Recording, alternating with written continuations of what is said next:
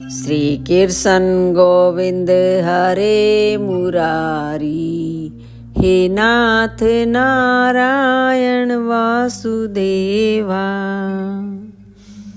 श्रीमद् भागवत को नमस्कार, व्यास देव जी को नमस्कार, नारद जी को नमस्कार, युधिष्ठिर को नमस्कार और सुखदेव जी को नमस्कार करके आज के अध्याय का आरंभ करते हैं। राजा परीक्षित ने पूछा, भगवान तो स्वभाव से ही भेदभाव से रहित हैं, सम हैं, समस्त प्राणियों के प्रिय और सुहृद हैं। फिर उन्होंने जैसे कोई साधारण मनुष्य भेदभाव से अपने मित्र का पक्ष ले और शत्रुओं का अनिष्ट करे, उसी प्रकार इंद्र के लिए दैत्यों का वध क्यों किया? वे स्वयं परिपूर्ण कल्याण स्वरूप हैं, इसीलिए उन्हें देवताओं से कुछ लेना देना नहीं है तथा निर्गुण होने के कारण दैत्यों से कुछ वैर विरोध और उद्वेग भी नहीं है। भगवत प्रेम के सौभाग्य से संपन्न महात्मन हमारे चित्त में भगवान के समत्व आदि गुणों के संबंध में बड़ा भारी संदेह हो रहा है, कृपा करके उसे मिटाइए। श्री सुखदेव जी ने कहा, महाराज, भगवान के अद्भुत चरित्र के संबंध में तुमने बड़ा सुंदर प्रश्न किया, क्योंकि ऐसे प्रसंग प्रहलाद आदि भक्तों की महिमा से परिपूर्ण होते हैं, जिसके श्रवण से भगवान की भक्ति बढ़ती है। इस परम पुण्यमय प्रसंग को नारद आदि महात्मा गण बड़े प्रेम से गाते रहते हैं। अब मैं अपने पिता श्री कृष्ण द्वैपायन मुनि को नमस्कार करके भगवान की लीला कथा का वर्णन करता हूँ। वास्तव में भगवान निर्गुण, अजन्मा, अव्यक्त और प्रकृति से परे हैं। ऐसा होने पर भी अपनी माया के गुणों को स्वीकार करके वे बाधक भाव को अर्थात मरने और मारने वाले दोनों के परस्पर विरोधी रूपों को ग्रहण करते हैं। सत्वगुण, रजोगुण और तमोगुण ये प्रकृति के गुण हैं, परमात्मा के नहीं। परीक्षित, इन तीनों गुणों की भी एक साथ ही घटती बढ़ती नहीं होती। भगवान समय समय के अनुसार गुणों को स्वीकार करते हैं। सत्वगुण की वृद्धि के समय देवता और ऋषियों का, रजोगुण की वृद्धि के समय दैत्यों का और तमोगुण की वृद्धि के समय वे यक्ष एवं राक्षसों को अपनाते और उनका अभ्युदय करते हैं। जैसे व्यापक अग्निकाष्ठ आदि भिन्न भिन्न आश्रमों में रहने पर भी उनसे अलग नहीं जान पड़ती, परंतु मंथन करने पर वह प्रकट हो जाती है। वैसे ही परमात्मा सभी शरीरों में रहते हैं, अलग नहीं जान पड़ते, परंतु विचारशील पुरुष हृदय मंथन करके उनके अतिरिक्त सभी वस्तुओं का बाध करके अंततः अपने हृदय में ही अंतर्यामी रूप से उन्हें प्राप्त कर लेते हैं। जब परमेश्वर अपने लिए शरीरों का निर्माण करना चाहते हैं, तब अपनी माया से रजोगुण की अलग सृष्टि करते हैं। जब वे विचित्र योनियों में रमण करना चाहते हैं, तब सत्वगुण की सृष्टि करते हैं, और जब वे शयन करना चाहते हैं, तब तमोगुण को बढ़ा देते हैं। परीक्षित, भगवान सत्य संकल्प हैं, वे ही जगत की उत्पत्ति के निमित्त भूत प्रकृति और पुरुष के सहकारी एवं आश्रय काल की सृष्टि करते हैं। इसलिए वे काल के अधीन नहीं, काल ही उनके अधीन है।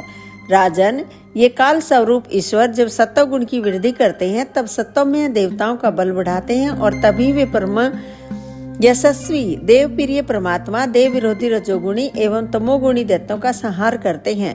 वस्तुतः वे सम ही हैं। राजन, इसी विषय में देवऋषि नारद ने बड़े प्रेम से एक इतिहास कहा था। यह उस समय की बात है जब राजसूय यज्ञ में तुम्हारे दादा युधिष्ठिर ने उनसे इस संबंध में एक प्रश्न किया था। उस महान राजसूय यज्ञ में राजा युधिष्ठिर ने अपनी आंखों के सामने बड़ी आश्चर्यजनक घटना देखी कि चेदीराज शिशुपाल सबके देखते देखते भगवान श्री कृष्ण में समा गया। वहीं देव ऋषि नारद भी बैठे हुए थे। इस घटना से आश्चर्यचकित होकर राजा युधिष्ठिर ने बड़े बड़े मुनियों से भरी हुई सभा में उस यज्ञ मंडप में ही देव ऋषि नारद से यह प्रश्न किया। युधिष्ठिर ने कहा, अहो, यह तो बड़ी विचित्र बात है। परम तत्व भगवान श्री कृष्ण में समा जाना तो बड़े बड़े अनन्य भक्तों के लिए भी दुर्लभ है। फिर भगवान से द्वेष करने वाले शिशुपाल को यह गति कैसे मिली? नारद जी, इसका रहस्य हम सभी जानना चाहते हैं। पूर्व काल में भगवान की निंदा करने के कारण ऋषियों ने राजा वेन को नरक में डाल दिया था। यह दम घोष का लड़का पापात्मा शिशुपाल और दुर्बुद्धि दंत वक्त्र दोनों ही जब से तुतलाकर बोलने लगे थे, तब से अब तक भगवान से द्वेष ही करते रहे हैं। अविनाशी परब्रह्म भगवान श्री कृष्ण को ये पानी पी पी कर गाली देते रहे हैं, परंतु इसके फलस्वरूप न तो इनकी जीभ में कोढ़ ही हुआ और न इन्हें घोर अंधकार में नरक की ही प्राप्ति हुई। प्रत्युत जिन भगवान की प्राप्ति अत्यंत कठिन है, उन्हीं में ये दोनों सबके देखते देखते अनायास ही लीन हो गए। इसका क्या कारण है? हवा के झोंके से लड़खड़ाती हुई दीपक की लो के समान मेरी बुद्धि इस विषय में बहुत आगा पीछा कर रही है। आप सर्वज्ञ हैं, अतः इस अद्भुत घटना का रहस्य समझाइए। श्री सुखदेव जी कहते हैं, सर्वसमर्थ देव ऋषि नारद राजा के ये प्रश्न सुनकर बहुत प्रसन्न हुए। उन्होंने युधिष्ठिर को संबोधित करके भरी सभा में सबके सुनते हुए यह कथा कही। नारद जी ने कहा, युधिष्ठिर, निंदा, स्तुति, सत्कार और तिरस्कार इस शरीर के ही तो होते हैं। इस शरीर की कल्पना प्रकृति और पुरुष का ठीक ठीक विवेक न होने के कारण ही हुई है। जब इस शरीर को ही अपना आत्मा मान लिया जाता है, तब यह मैं हूँ और यह मेरा है ऐसा भाव बन जाता है। यही सारे भेदभाव का मूल है। इसी के कारण ताड़ना और दुर्वचनों से पीड़ा होती है। जिस शरीर में अभिमान हो जाता है कि यह मैं हूँ, उस शरीर के वध से प्राणियों को अपना वध जान पड़ता है, किंतु भगवान में तो जीवों के समान ऐसा अभिमान है नहीं, क्योंकि वे सर्वात्मा हैं, अद्वितीय हैं। वे जो दूसरों को दंड देते हैं वह भी उनके कल्याण के लिए ही, क्रोधवश अथवा द्वेषवश नहीं। तब भगवान के संबंध में हिंसा की कल्पना तो की ही कैसे जा सकती है। इसलिए चाहे सुदृढ़ वैर भाव से या वैरहीन भक्ति भाव से, भय से, स्नेह से अथवा कामना से, कैसे भी हो, भगवान में अपना मन पूर्ण रूप से लगा देना चाहिए। भगवान की दृष्टि से इन भावों में कोई भेद नहीं है। युधिष्ठिर, मेरा तो ऐसा दृढ़ निश्चय है कि मनुष्य वैर भाव से भगवान में जितना तन्मय हो जाता है, उतना भक्ति योग से नहीं होता। भृंगी कीड़े को लाकर भीत पर अपने छिद्र में बंद कर देता है और वह भय तथा उद्वेग से भृंगी का चिंतन करते करते उसके जैसा ही हो जाता है। यही बात भगवान श्री कृष्ण के संबंध में भी है। लीला के द्वारा मनुष्य मालूम पड़ते हुए ये सर्वशक्तिमान भगवान ही तो है। इनसे वैर करने वाले भी इनका चिंतन करते करते पाप रहित होकर इन्हीं की प्राप्ति कर लेते हैं। एक नहीं, अनेकों मनुष्य काम से, द्वेष से, भय से और स्नेह से अपने मन को भगवान में लगाकर एवं अपने सारे पाप धोकर उसी प्रकार भगवान को प्राप्त हुए हैं जैसे भक्त भक्ति से।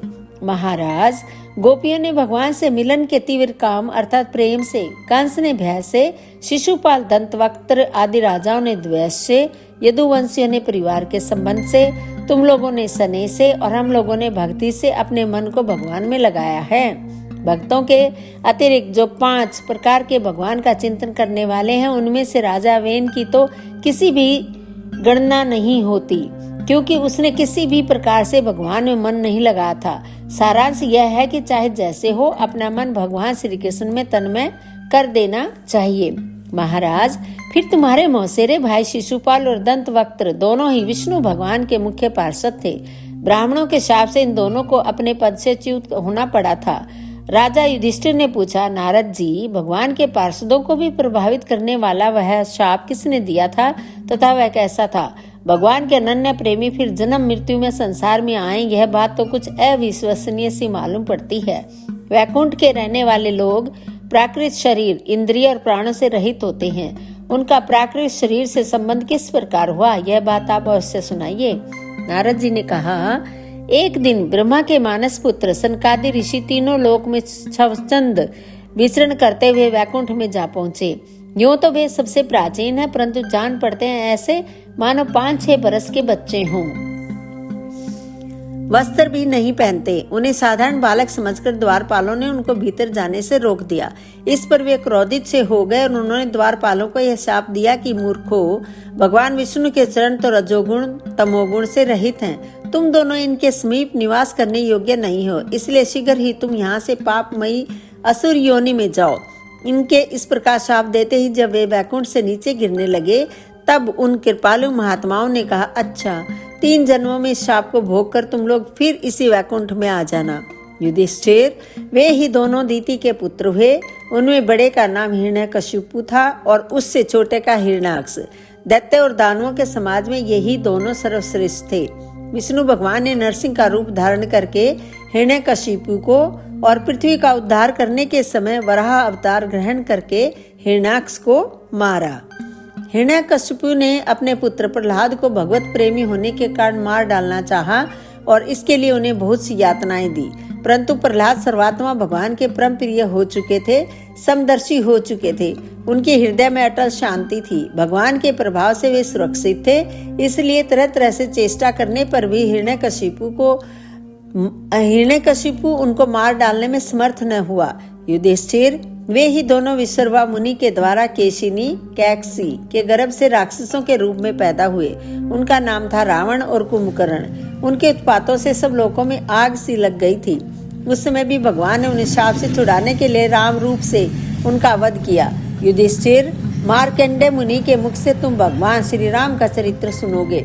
वे ही दोनों जय विजय इस जन्म में तुम्हारी मौसी के लड़के शिशुपाल और दंतवक्त्र के रूप में क्षत्रिय कुल में उत्पन्न हुए थे। भगवान श्री कृष्ण के चक्र का स्पर्श प्राप्त हो जाने से उनके सारे पाप नष्ट हो गए और वे सनकादि के शाप से मुक्त हो गए। वैर भाव के कारण निरंतर ही वे भगवान श्री कृष्ण का चिंतन किया करते थे। उसी तीव्र तन्मयता के फल स्वरूप वे भगवान को प्राप्त हो गए और पुनः उनके पार्षद होकर उन्हीं के समीप चले गए।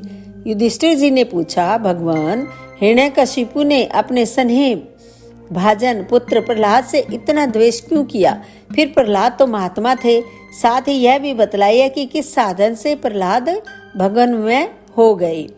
दोस्तों, यहाँ पर यह अध्याय समाप्त होता है। आप मेरे वीडियो रोजाना देख रहे हो, लाइक कर रहे हो, उसके लिए आपका बहुत बहुत धन्यवाद।